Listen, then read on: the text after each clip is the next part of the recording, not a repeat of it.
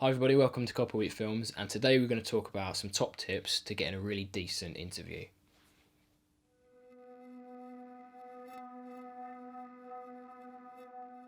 So shooting interviews is going to be one of those things that you're going to probably do quite a lot of, especially if you're just starting out. The bulk of your work is probably going to be interview based in some way, and a lot of the work that I do is mainly interviews, so it's really important to get good at being able to shoot them.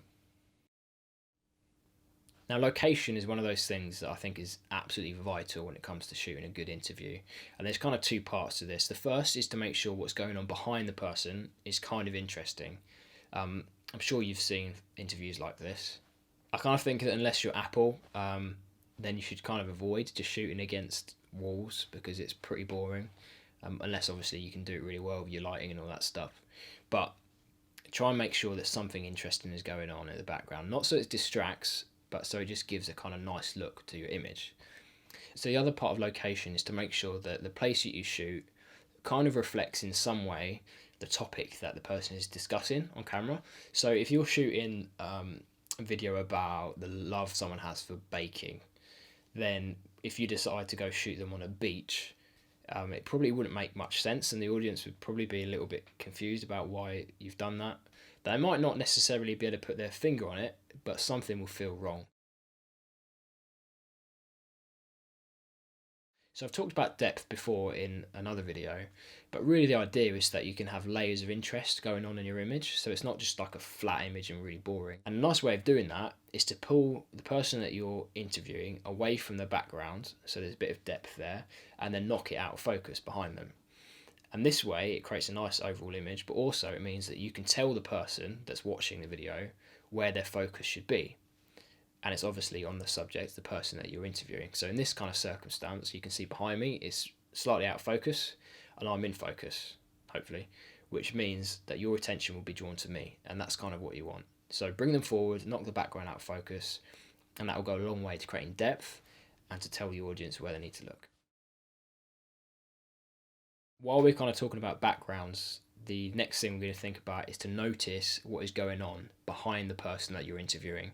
Now, that sounds incredibly obvious, but when you're really busy doing lots of stuff, it's actually sometimes quite hard to take that moment to notice what is going on in your frame. You can spend all this time setting it all up and all that, and you shoot your interview and you think it's perfect, and you get home or get back to your office and you look through the footage and there's some naked bloke gone for a stroll behind the person you're interviewing, and it's ruined. The whole shot is ruined, and then you have to spend lots of time either reshooting it or cutting the person out and doing loads of stuff to try and make it better. So really just take that time just to notice what is going on in the frame. Even basic stuff like, is there a twig that's kind of sticking, that looks like it's sticking in the back of the head from behind, or is there some crazy thing going on in the background? Just take a moment to notice that stuff, and it will save you so much time long term. So the thing about film and video in general is that you can actually get away with surprisingly dodgy image. Um, Even if you kind of didn't have it in focus or you really messed up in some way, you could probably pass it off if you really wanted to by saying something like, I don't know, like the out of focus was just to really make the audience relate to the person who's talking because they didn't feel particularly focused in what they were saying. You could kind of possibly get away with that. And people might just assume you've done it intentionally and it's the kind of feel that you're going for. Whereas audio, you really can't get away with it because if people can't hear what is being said, then they'll completely lose interest. And especially when you're doing an interview where the piece overall is probably going to be held together by what somebody is saying, then if you can't hear that, people lose interest in the whole piece. So make sure that you get good, clean audio for your interviews. Now, we could go into so much detail about this, and we will in another video. But basically, the idea is to use a mic. So you might need to record separately from your camera if your camera can't take a decent mic. But to use a mic and get as close to the person who is speaking as possible. This will make your interview sound so much better and so much more professional, and people will hopefully then actually pay attention and engage in your piece. So the next couple might be something that you're not necessarily in agreement with me, and that's okay. But for me, I find it really helpful to plan before I go to an interview, but not over plan. And kind of what I mean by that is before I go, I'll kind of have an idea in my head of what I want them to say and what the overall kind of storyline is going to be of the piece, and then I've pre-arranged some questions that I hope will pull out that information from the person I'm interviewing. So I have a beginning, middle, and end, and I have a list of questions that I hope will kind of enable them to say that information for me. But the flip side of that is that when you go, you've got to be prepared to chuck those questions out and be flexible, because the person then might actually say something completely different to what you expected, but might be actually much more interesting. So you need to be prepared to go along with that. So plan, have some kind of questions in mind, have a structure in mind, but be flexible enough just to chuck those out the window and go with something else if you need to. So the other thing that you might disagree with me on is research, but not too much research. And kind of what I mean is that I think it's very important to have a vague idea of the subjects that you're going to go and talk to someone about, or they're going to talk to you about, so that you can ask some good questions. But I think you can go too far with that and go already knowing the answers to the questions that you're going to ask.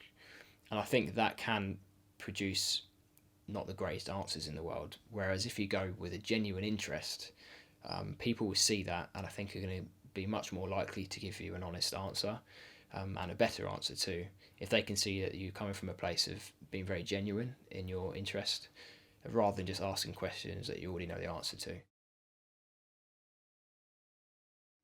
If you're unsure about what a closed question is and what an open question is, a closed question is a question that will allow the person to answer it in only like a sentence or a word. An example of that is this type of question. So when did you start reading? About 4 or 5, I would think.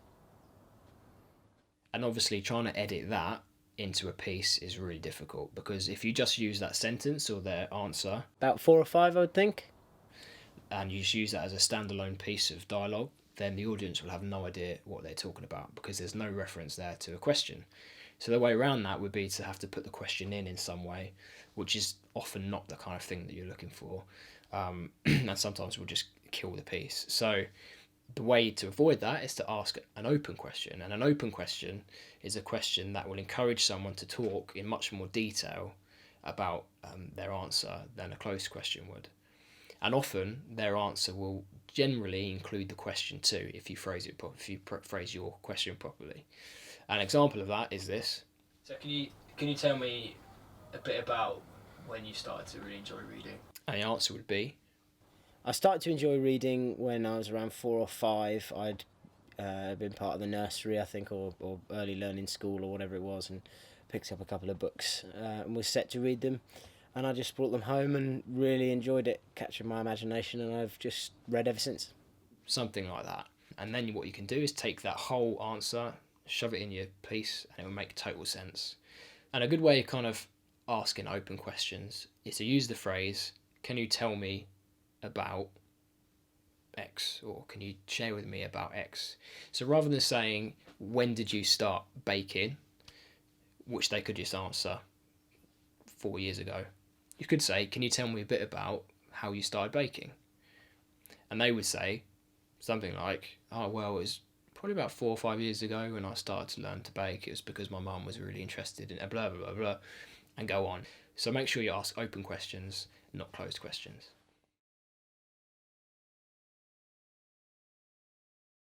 Making sure someone feels comfortable in front of camera, I think, is something that's really, really important when you're shooting an interview, for lots of reasons, but mainly because if they're comfortable and relaxed, they'll give you a much more honest, open answer than if they were really worried about what they were saying or very self-conscious.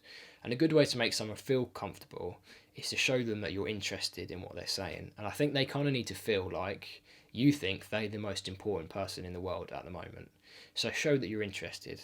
A good way of doing that is just simply nodding your head, smiling, and showing that you kind of approve and understand and agree and think what they're saying is really valuable. But this brings us on to our next point, which is to not do it audibly, so keep quiet. Now, the natural response to when someone is saying something that you agree with or you think is valuable is to kind of go, yeah, and to kind of approve verbally with what they're saying. Now, although that's very natural, and the person would probably appreciate that, to try and edit that is an absolute nightmare, because all you're left with is a nice interview and like a nice answer with weird noises going on in the background of you just going,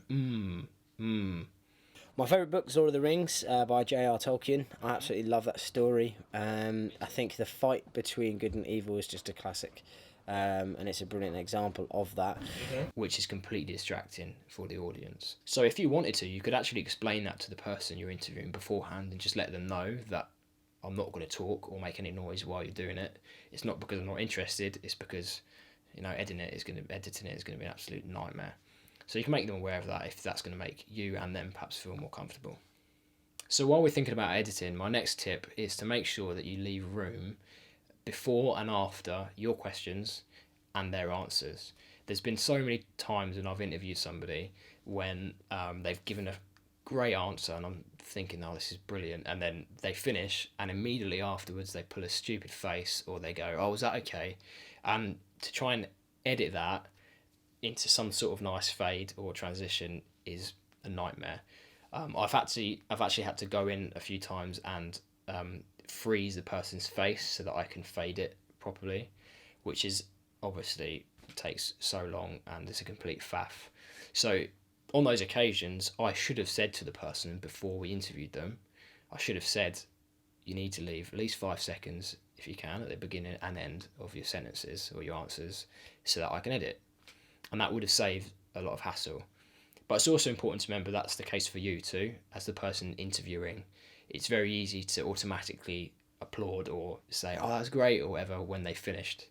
But make sure that you're aware that you need to leave a little bit of a gap as well, because you don't want to have to try and edit out your voice too. Silence is something that naturally feels quite awkward, but actually is really, really, really good and helpful when it comes to interviewing. The temptation is, when there's a bit of silence, is to jump in and to try and fill the silence. But what you need to remember is that the other person, the person you're interviewing, is probably feeling slightly similar and will also try and fill that silence. And the way they would do that is by going into a bit more depth about the question they've just answered. And that is the time where you probably get the most interesting stuff, because they have to kind of go a little bit deeper than the answer they've just given. So allow for silence. I know it might feel a little bit awkward at times. Don't be awkward and leave like 10 minutes of silence just sitting there, because that's obviously not very good. But just allow the person to think things through, because they might be prepared to actually tell you a little bit more. So just wait for a second, let them have a moment, and then move on. So my last tip, and I know this is incredibly obvious, but it's to take your time. Now, when you're busy and you're rushing about and you're the mic person, you're the lighting guy, you're the camera guy, you're the guy that needs to make sure the person that you're interviewing is comfortable, that you need to make sure all the questions are planned, all that kind of stuff, and you're rushing about, it's really easy to forget not only the stuff that I've already talked about, but really basic things like plugging stuff in and pressing record and all those really simple things that you think you'll never forget. But I was actually in that position very recently when I was interviewing someone and I was rushing from one interview to another, carrying my tripod with me, carrying all my mics with me and stuff. And I just plugged the mic into the wrong place in my camera, into the wrong channel, and completely didn't capture the audio. And it was such a shame, because what they said was brilliant. And to get them to redo that was, one, very time consuming, but two, you could just never get them to say the same stuff in the same genuine way again. So that is something I completely messed up. Part of that was because I was just rushing about, and you just forget those basic things. Like, you forget that I need to quickly monitor the audio. So just take your time, pause before you press record, check everything's okay, and go for it. It's much better to take a few minutes then than to spend hours and hours trying to fix something that you messed up. So take your time, pause, and it will save you so much time long term. So that's it. They're my top tips to shooting an interview. Obviously, you can go into so much more detail with some of this stuff, and we will in future videos. But really, the idea of this is just to give you an overview of some of the things that you need to think about when you're shooting an interview. And I think if you put all of these things into place and you kind of tick them off one by one, you'll make sure that you've got a really good interview there. So thank you for watching. Please subscribe or ask any questions that you have in the comments below. I will try my best to answer them, and I'll see you again next time. Okay, thank you.